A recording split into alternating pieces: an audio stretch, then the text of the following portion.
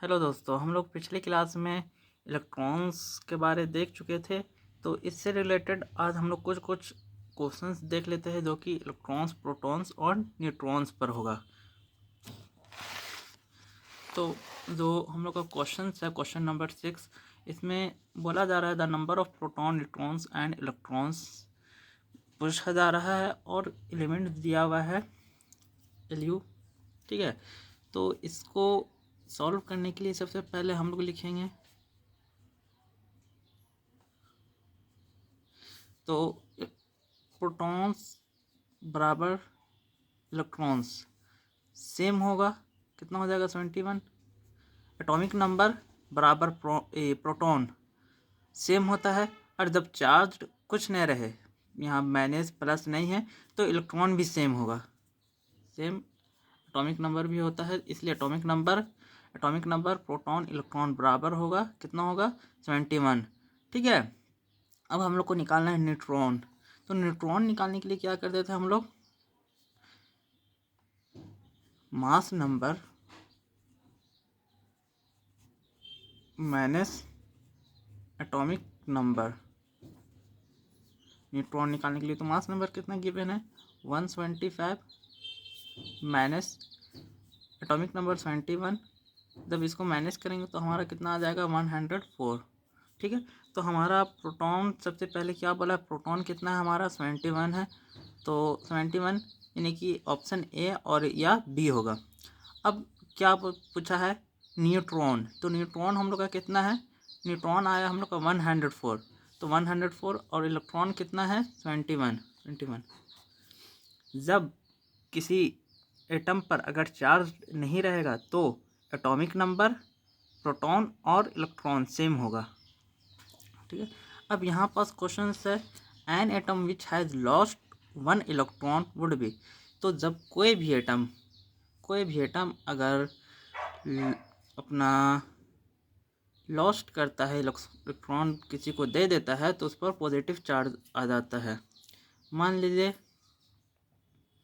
एक इलेक्ट्रॉन दे दिया कोई, इन्हें मान लीजिए सोडियम है, सोडियम अपना एक इलेक्ट्रॉन दे देगा किसी को, एक इलेक्ट्रॉन दे देगा तो इस पर पॉजिटिव चार्ज आ जाएगा। तो कौन सा आंसर हो जाएगा हमारा B, an atom which has lost 1 electron would be, तो क्या हो जाएगा पॉजिटिवली चार्ज्ड। ठीक है, अब यहाँ पर पूछ रहा है positive ions are formed from the neutral by atom. अब कोई भी न्यूट्रल एटम है तो पॉजिटिव चार्ज कब आएगा, जब लॉस ऑफ इलेक्ट्रॉन करेगा, यानी कि अपना एक इलेक्ट्रॉन किसी को दे देगा, तो क्या हो जाएगा लॉस ऑफ इलेक्ट्रॉन।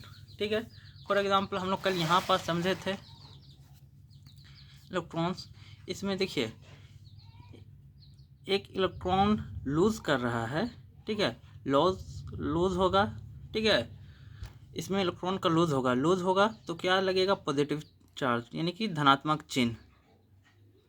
ठीक है, इसमें पॉजिटिव चार्ज होगा और इसमें इलेक्ट्रॉन का लॉस होगा, इलेक्ट्रॉन का लॉस मतलब पॉजिटिव चार्ज। ठीक है,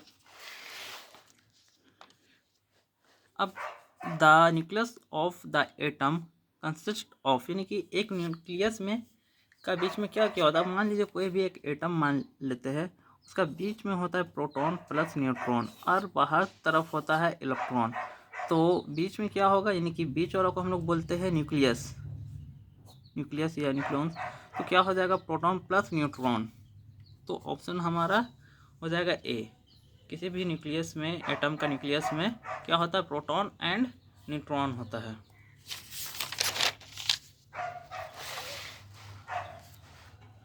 अब देखते हैं आइसो वर्ड का मतलब। आइसो मतलब होता है सेम। अब जैसे यहाँ पर लिखा हुआ आइसोटोप्स, वे एटम जिनके एटॉमिक नंबर सेम होता है लेकिन मास नंबर डिफरेंट होता है। आइसोटोप्स मतलब वे एटम जिसका एटॉमिक नंबर सेम होगा लेकिन मास नंबर अलग होगा, मास नंबर भिन्न होगा मतलब अलग होगा। अब आइसोबार्स में क्या होगा, सेम नंबर ऑफ न्यूक्लियॉन्स होगा, यानी कि प्रोटॉन प्लस न्यूट्रॉन सेम होगा।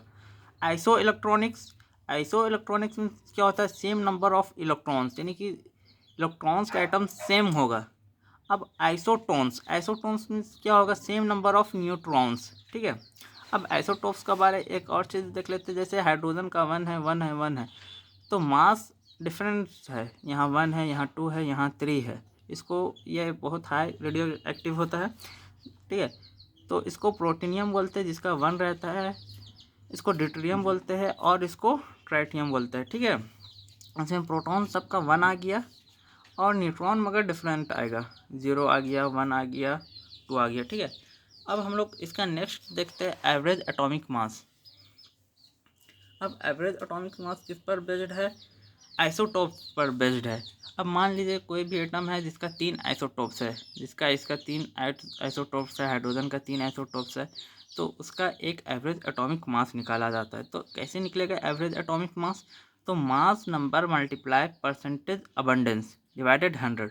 अब इसको क्वेश्चंस के जरिए समझते हैं, जैसे कि यहाँ पर बोला गया बोरॉन हैज़ 2 आइसोटोप्स, कितना है? एक 10 है, एक 11 है। वो द परसेंटेज अबंडेंस दिया हुआ है और क्या पूछा है हम लोग से? एवरेज एटॉमिक मास, यानी कि आम, ठीक है। तो इसको सॉल्व करने के लिए हम लोगों को तो एवरेज एटॉमिक मास करके हम लोग फार्मूला फिट करते हैं, ठीक है। मास number multiply percentage abundance divided 100,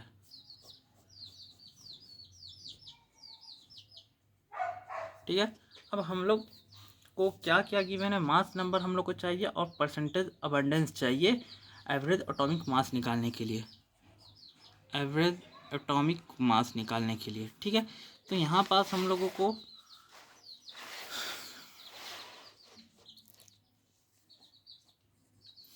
boron था, इसका आइसोटोप्स जो दिया हुआ था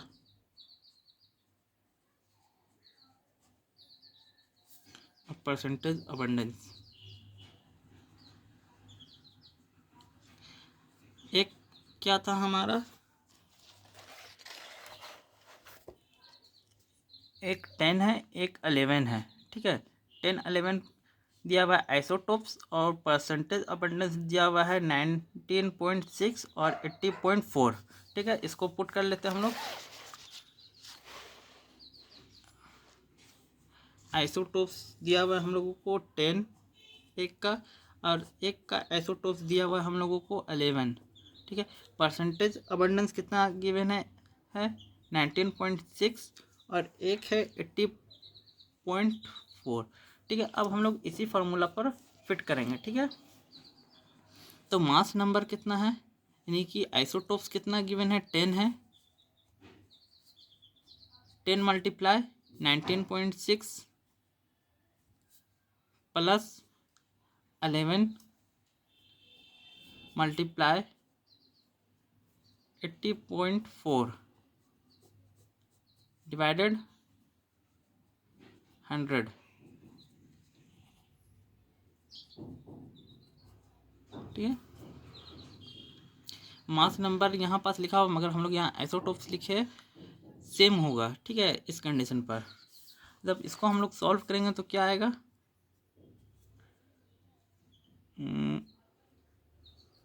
19 पॉइंट आ जाएगा 196 प्लस, और इसको मल्टीप्लाई करेंगे तो हम लोगों का कितना आएगा? सोचिए,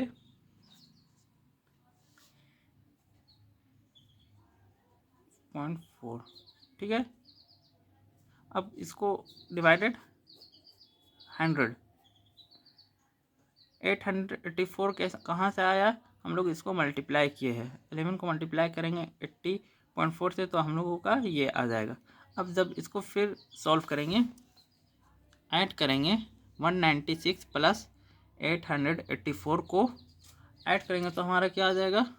1080.4 डिवाइडेड 100। जब इसको 100 से डिवाइड करेंगे तो हमारा क्या आ जाएगा? 10.84।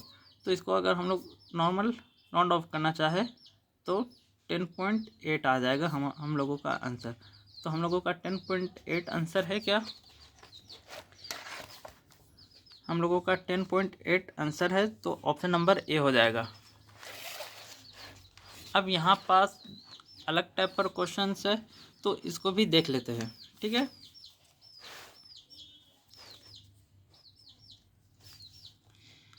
सबसे पहले हम लोग लिख लेते हैं average atomic mass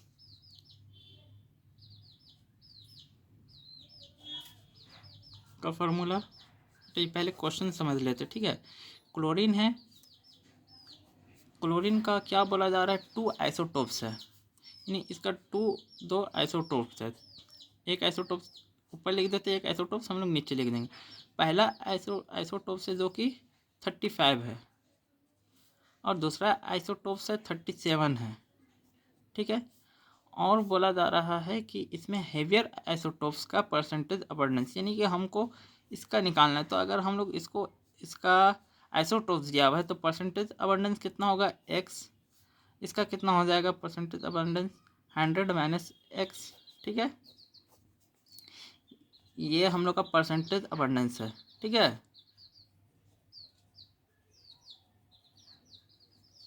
percentage abundance, ठीक है। और ये क्या है, आइसोटोप्स है।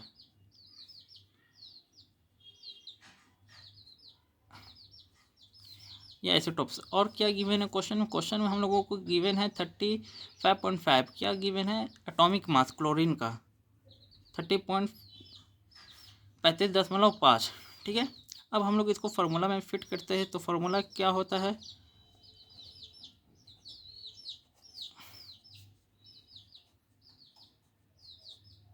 मास नंबर या आइसोटोप्स आप लोग मान लीजिए, मल्टीप्लाई परसेंटेज अबंडेंस डिवाइडेड 100, ठीक है। ये फार्मूला होता है हम लोगों का। तब अब फार्मूला में सब फिट करते हैं। 35.5 क्या दिया हुआ है हम लोग को, एवरेज एटॉमिक मास गिवन है, यानी कि एटॉमिक मास नंबर। तो हम लोग एटॉमिक मास नंबर जो गिवन है 35.5, इसको पुट कर देते हैं मास नंबर।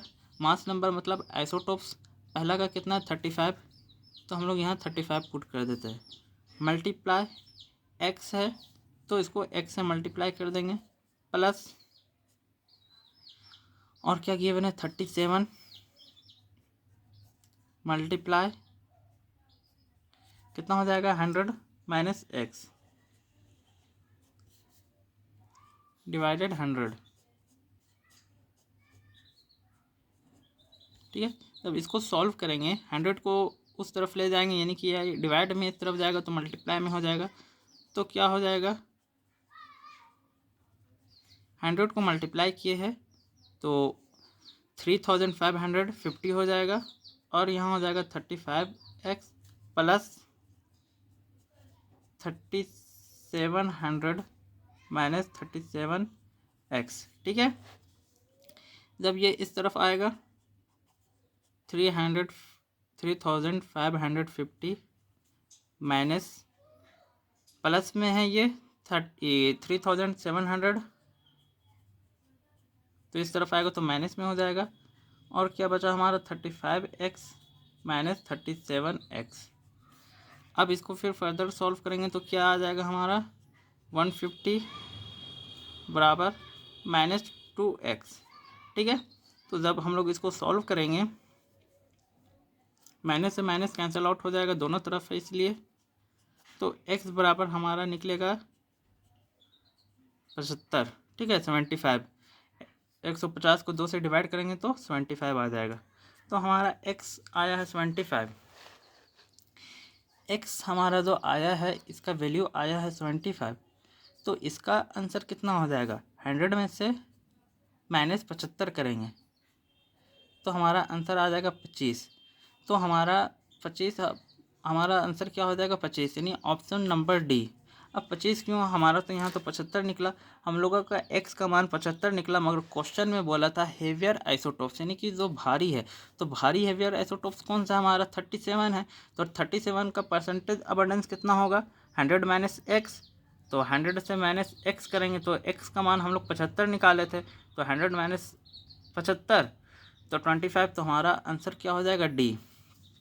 ठीक है, क्वेश्चंस को एक बार आप लोग कॉपी में लिखिएगा और एक बार खुद से सॉल्व करने का कोशिश कीजिएगा। ठीक है, ये क्वेश्चंस हो गया, एक ये क्वेश्चंस हो गया, ये क्वेश्चन, ये सबको कॉपी में लिख के एक बार अपने से सॉल्व करने के लिए कोशिश कीजिएगा।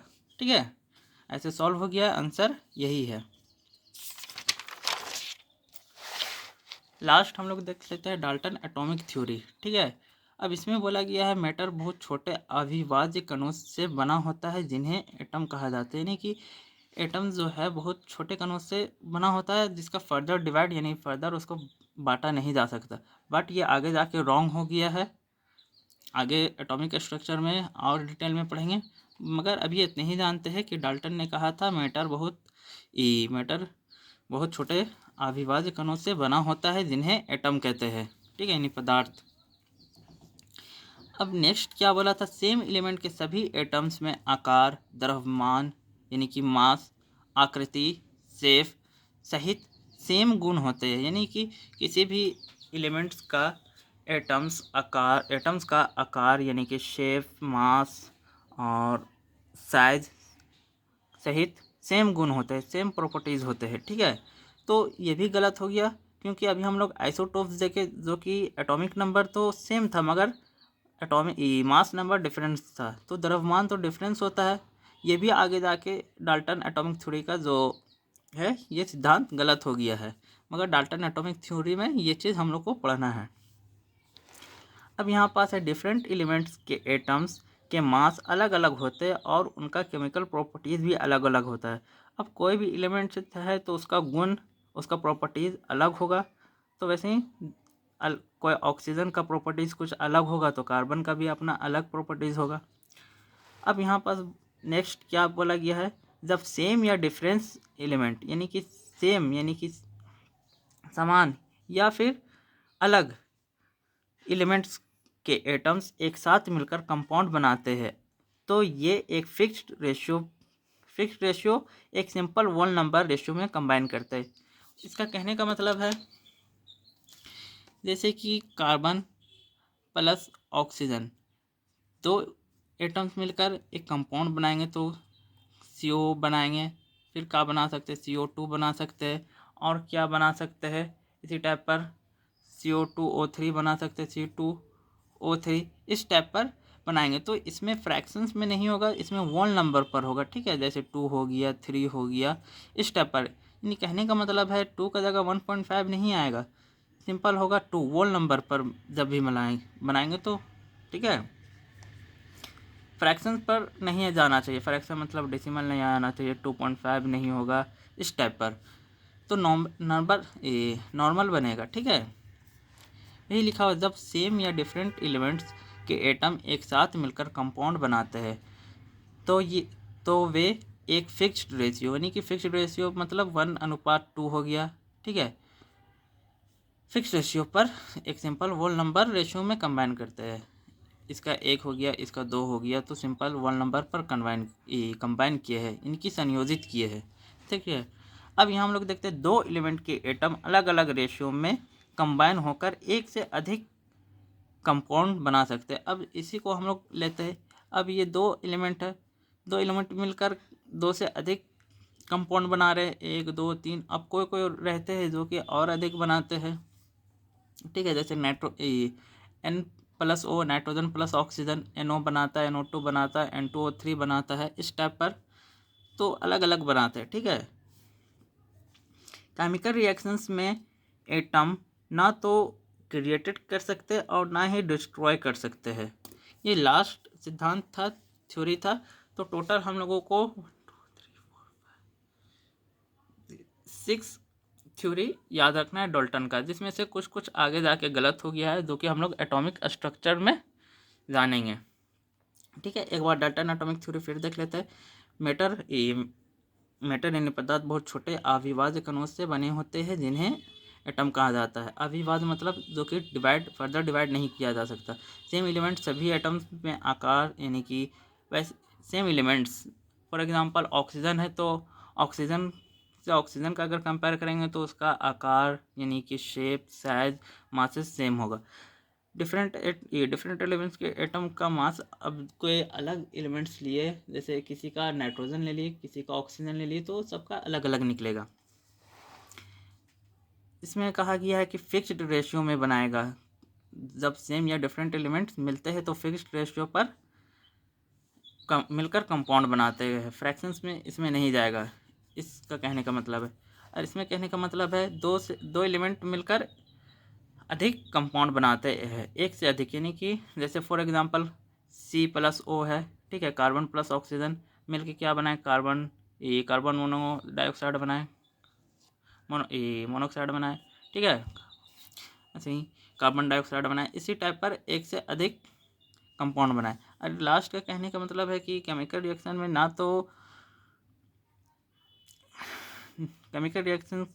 में एटम ना तो क्रिएटेड कर सकते हैं, ना ही डिस्ट्रॉय कर सकते हैं। ठीक है, आज हम लोग इतना ही रखते हैं, कल से हम लोग मोल कॉन्सेप्ट स्टार्ट करेंगे। ठीक है, आज हम लोग क्या देखे, आज हम लोग क्वेश्चंस किए इलेक्ट्रॉन, प्रोटॉन, न्यूट्रॉन्स पर, और आइसो वर्ड को जाने, और एवरेज एटॉमिक मास, और एक लास्ट डाल्टन एटॉमिक थ्योरी। ठीक है, थैंक यू।